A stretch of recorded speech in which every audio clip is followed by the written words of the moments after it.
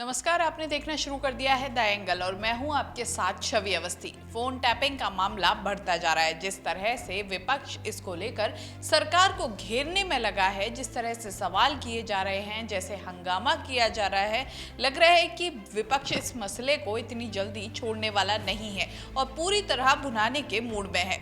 अगर ध्यान दिया जाए तो आज विधानसभा थी। विधानसभा के दौरान भी जब ये मसला आया तो उसके बाद अच्छा खासा हंगामा हुआ। विधानसभा की कार्यवाही 2 बार स्थगित भी की गई और इस दौरान यहां तक कहा गया कि पहले इस पर चर्चा होगी, उसके बाद कार्यवाही को आगे बढ़ाया जाएगा। लेकिन जब विधानसभा स्पीकर सीपी जोशी ने इस दौरान जब विपक्ष नेताओं से कहा कि आप तथ्य पेश करें, तथ्य पेश करने के बाद सरकार को वो तथ्य दिए जाएंगे और उनसे जवाब मांगा जाएगा और फिर उनकी तरफ से वक्तव्य दिलाया जाएगा और वो वक्तव्य आज ही दिलाया जाएगा, ये कहना था सीपी जोशी का। क्योंकि सीपी जोशी ने माना कि ये जरूरी बात है, महत्वपूर्ण मुद्दा है, इसलिए वक्तव्य आज ही दिलाया जाएगा। लेकिन उस दौरान विपक्षी नेताओं के पास तथ्य नहीं थे, कोई ऐसा डॉक्यूमेंट मौजूद नहीं था, कुछ ऐसा नहीं था जिसके आधार पर वक्तव्य तुरंत दिलाया जा सके। तो सीपी जोशी ने उनको वक्त दिया, जो अध्यक्ष है उन्होंने उनको वक्त दिया। वहीं जो विपक्ष के नेता हैं उनका कहना था कि हम आपसे अकेले में मिलेंगे, आपके कैबिन में मिलेंगे और उसके बाद आपको वहां पर आपसे वार्ता करेंगे, जिसके बाद इस पर पूरी आगे की कार्रवाई की जाएगी। तो कह सकते हैं कि फोन टैपिंग के मामले पर आज पूरे दिन विधानसभा में अच्छा खासा हंगामा रहा। हंगामा भी एक बार नहीं, 2 बार नहीं, लगातार होता रहा और इस तरह का हंगामा रहा कि उसके बाद कार्रवाई सुचारू रूप से भी नहीं चल पाई। वहीं दिल्ली की बात करें तो बीजेपी के केंद्रीय नेतृत्व भी इस पर एक तरह से कह सकते हैं कि पूरी तरह से एक्शन मोड में नजर आ रहा है। वहीं बीजेपी दिल्ली की तरफ से भी एक प्रेस कॉन्फ्रेंस की गई। राज्यवर्धन सिंह राठौड़ ने ये प्रेस कॉन्फ्रेंस की और इस पे फिर से यही मुद्दा उठाया और कहा कि फोन टैपिंग का अगर मसला है तो इसकी जांच होनी चाहिए। इस दौरान अगर बात करें कि जब राजस्थान विधानसभा में ये मुद्दा चल रहा था तो गोविंद सिंह डोटासरा जो कांग्रेस के प्रदेश अध्यक्ष हैं, वो साफ तौर पर एक बात कहते नजर आए, चिल्लाते नजर आए। उन्होंने कहा कि राजेंद्र राठौड़ गजेंद्र सिंह शेखावत को एक्सपोज करना चाह रहे हैं। राठौड़ साहब गजेंद्र सिंह जी को एक्सपोज करना चाह रहे हैं। राजेंद्र जी राठौड़ गजेंद्र सिंह जी को एक्सपोज करना चाह रहे हैं। राठौड़ साहब गजेंद्र सिंह जी को एक्सपोज करना चाह रहे हैं। राजेंद्र जी राठौड़ गजेंद्र सिंह जी को एक्सपोज करना चाह रहे हैं।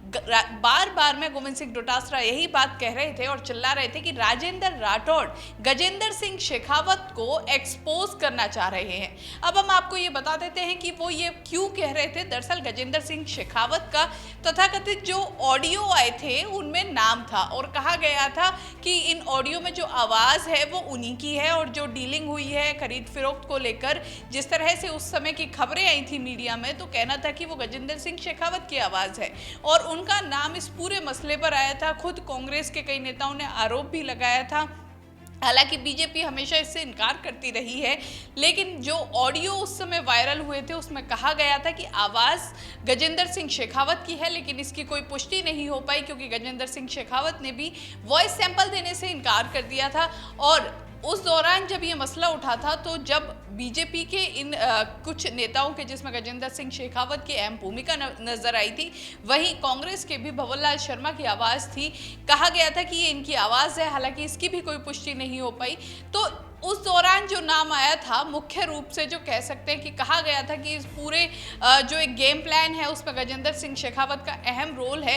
अब दोबारा से जब फोन टैपिंग का मामला उठा है तो जहां बीजेपी फोन टैपिंग को मुद्दा बना रही है, वहीं कांग्रेस ने भी अब मुद्दा बना लिया है कि अगर फोन टैपिंग का मुद्दा है तो आप गजेंद्र सिंह शेखावत को एक्सपोज करना चाह रहे हैं। क्योंकि अगर फोन टैपिंग का मामला आता है तो फोन टैपिंग किसकी हुई, क्योंकि जैसे ही बीजेपी वालों ने कहा कि जो एमपी और एमएलए की फोन टैपिंग हुई तो सीपी जोशी ने भी सवाल किया कि किसकी हुई, कौन से एमपी कौन से एमएलए की फोन टैपिंग हुई, उसका जवाब दीजिए। लेकिन इस दौरान बीजेपी की तरफ से कोई जवाब नहीं आया, वक्त मांगा गया है। लेकिन इस दौरान जैसे ही गोविंद सिंह डोटासरा शुरू हुए बोलना तो उन्होंने साफ तौर पर एक ही लाइन को बार बार दोहराया और उनका कहना था कि राजेंद्र राठौड़ गजेंद्र सिंह शेखावत को एक्सपोज करना चाह रहे हैं, वो उनकी पोल खोलना चाह रहे हैं। इस तरह की बयानबाजी हुई विधानसभा में। हालांकि उसके बाद सीपी जोशी ने गोविंद सिंह डोटासरा को भी बिठा दिया और कहा कि संसदीय परंपराओं के अनुरूप ही काम किया जाए, उसी तरह विधानसभा की कार्यवाही चलाई जाए तो ठीक होगा। तो कह सकते हैं कि राजस्थान की राजनीति में फोन टैपिंग का मुद्दा दोबारा से उठ चुका है और उठा ही नहीं है, पूरी तरह से भुनाने की भी कोशिश की जा रही है। एक सबसे जो लिंक जोड़ के देखें तो सबसे अब एक बात सामने निकल के आती है कि उपचुनाव नजदीक है और उपचुनाव के नजदीक होने की वजह से भी इस मुद्दे को दोबारा उठाया जा रहा है। इस तरह की सियासी गलियारों में चर्चा है, क्योंकि जिस तरह से इस मुद्दे को बड़ा बनाया जा रहा है, जिस तरह से इस मुद्दे को दोबारा से उठाया जा रहा है, सुर्खियां बटोरी जा रही है, उससे एक बात साफ है कि राजस्थान की राजनीति में अब उपचुनाव को देखते हुए सियासी गर्मी तेज हो गई है। वहीं इससे पहले भी महाराणा प्रताप का अपमान का मुद्दा उठा और लगातार SC ST वाला मुद्दा भी अभी हाल ही में उठा है। तो राजस्थान की राजनीति में सियासी गर्मी तेज हो गई है। मौसम में तो गर्मी है, लेकिन सियासी गर्मी भी तेज हो रही है, क्योंकि उपचुनाव नजदीक हैं। तो अब देखना होगा कि उपचुनाव के आते आते और क्या कुछ देखने को मिलता है और किस तरह की खबरें सामने आती हैं। हम इस तरह की खबरें आप तक यूं ही पहुंचाते रहेंगे, वक्त पर पहुंचाते रहेंगे, लेकिन हमारे चैनल को सब्सक्राइब करना ना भूलें। वीडियो पसंद आए तो शेयर जरूर करें। नमस्कार।